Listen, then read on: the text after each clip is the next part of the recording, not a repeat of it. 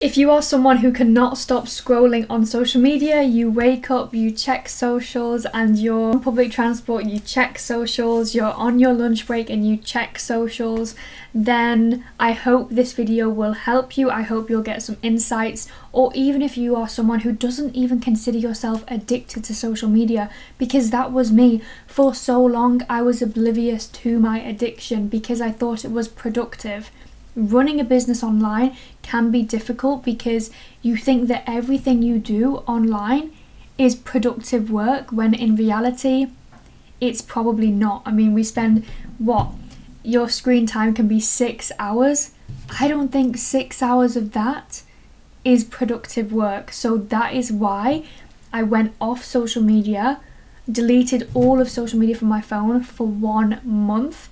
And I want to tell you what it taught me and why I will be doing this more, and why it was one of my best months and I became so much happier because of it. So my screen time went from being 2 to 3 hours a day, which actually isn't that bad. I think that's actually below average for a 22-year-old, to be honest. So I was quite happy with that. I didn't quit social media to reduce my screen time. I quit it for many other reasons, mainly because I wanted to gain control over it and I wanted to feel like I wasn't constantly checking it and wasting time. You know, when you get inside after a long day and you just want to scroll, you just want that quick fix of dopamine, you just want to see what people are doing. I didn't want that anymore. I didn't want that need of seeing what people were doing and sharing what I was doing. I was someone who was constantly taking photos and wanting to share them, wanting to share stories because I wanted people to know what I was doing. So it wasn't necessarily for the screen time, but it was for all of those other reasons. But my screen time went from 2 to 3 hours to just 30 minutes a day, sometimes less, because I wasn't using social media on this. I was only using WhatsApp, replying to messages, anything that I really needed to do on my phone, mainly talking to my mum, and sometimes it would be maybe if I was phoning a friend, so maybe if I was on FaceTime or having a YouTube video in the background, something like that, then yeah, it went to 30 minutes a day throughout the month of January. So what I did is I deleted all of social media off my phone. I didn't quit social media for the month. Let me just put that out there. I wasn't gone from social media, because if you know me, then obviously I was very active on YouTube. That is a social media platform. I run a photography business mainly through Instagram and LinkedIn. I also have an agency which I mainly market on LinkedIn.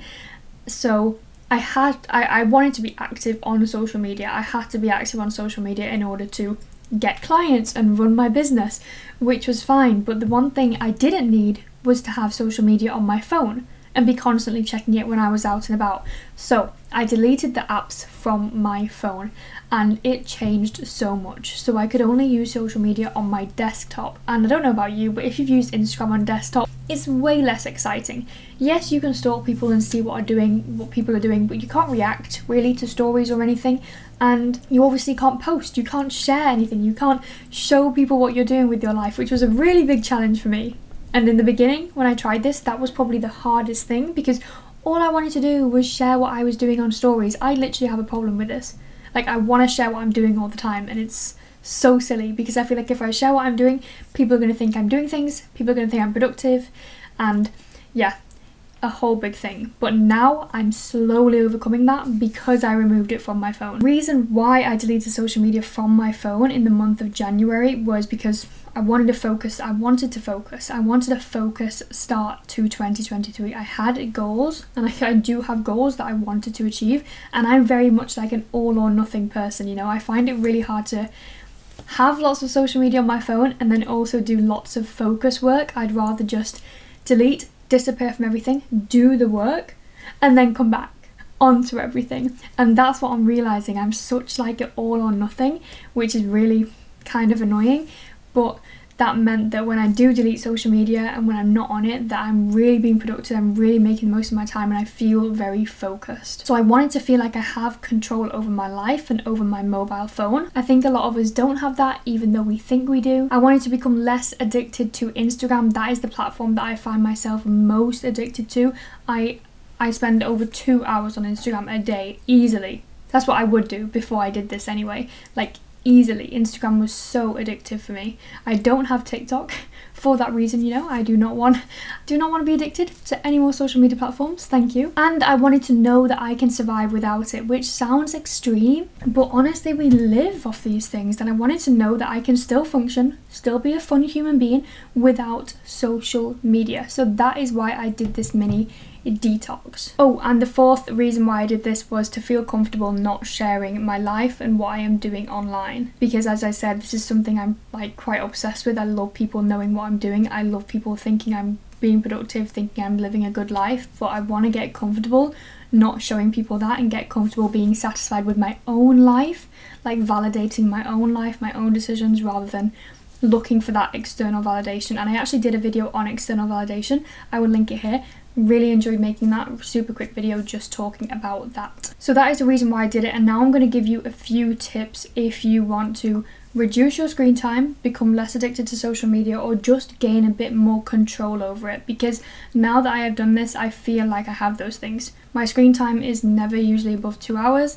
I feel like I have control over it, and I don't want to check it as much. I promise you, when you restrict yourself, when you disappear from it, you really become hesitant to coming back on it. Like the first few days were hard, but then by the end of January I was like, oh, I've actually really enjoyed this. I've really enjoyed like this no pressure to post, no pressure to share anything, and I've really enjoyed just not being on this. So anyway, here are my 3 top tips if you want to become less addicted to your social media and gain control over your life, because at the end of the day, I think that's what it is, and I think that's what it helps with, just gaining control over this device, which is like although it's amazing, like I'm not gonna lie, I don't want to bash social media too much. Social media is amazing. You're obviously watching this video on social media right now, and I freaking love YouTube, and I love a lot of content that I see on socials, and I learn so much from it. But it's about being a creator and not a consumer, or making sure that it doesn't consume you. You're just consuming information, but it's not consuming you and your attention span. So like, it's a really fine line between those things.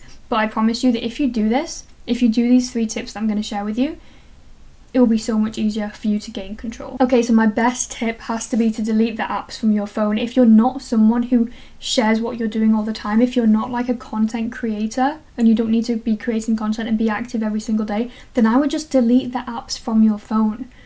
You really don't need them on your phone. If you ever do want to share something, you just re-download the app, you share your pictures, or you share your post, you share your reel, whatever it is, and then you disappear. And then you can delete the app again, and you can react to people and comment and reply and all of that stuff on desktop, but you don't need like to have it on your phone, basically. So that is my like number 1 tip, and that is like the best thing that I could have ever done. And right now, actually, as I'm recording this video, I have no social media apps on my phone, because today I just felt like I didn't want to do it. And when I have Instagram on my phone, I automatically go on there, I automatically want to scroll. So every now and then I just delete them throughout the month of February. If I feel like it, I'll just remove it. My second tip is to make it boring. So unfollow people and minimize the platforms that you're using. Make it boring so that when you go on Instagram, there's nothing interesting actually to see. And this will help you to not go on them, because you won't be getting that stimulation. You won't be getting like that instant gratification, because it will be so boring. So make it boring. Minimize the platforms you're active on. If you're active on like every single platform, Reddit, Twitter, Pinterest, Instagram, YouTube, LinkedIn, all of these things, minimize those. Like, which ones do you gain the least from? And just delete your account. Delete the app at least. I deleted TikTok not too long ago, like deleted my account and everything, just so that the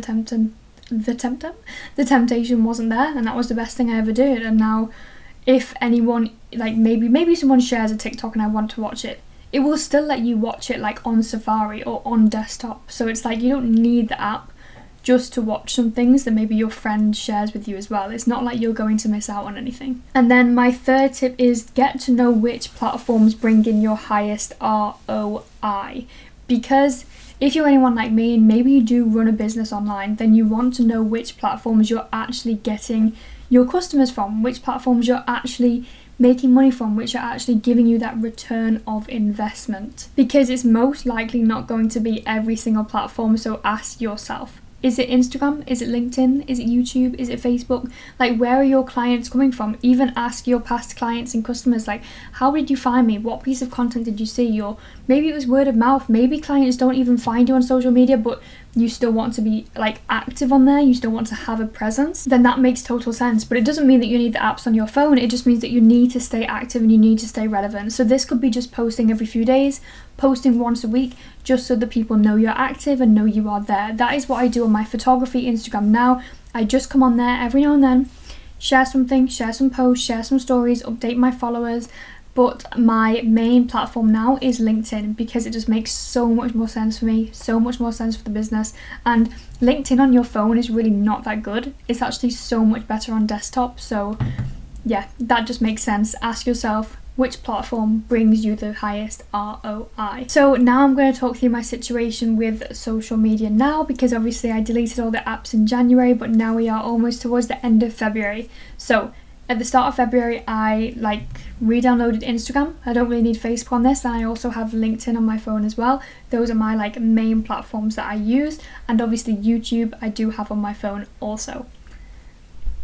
So now I re-downloaded those, and kind of something that I'm playing with, something that I did in December, was I delete the apps when I'm at home. So when I'm at home, as soon as I get in, I delete all of the social media apps from my phone, because that's when I find that I am doing the most mindless scrolling.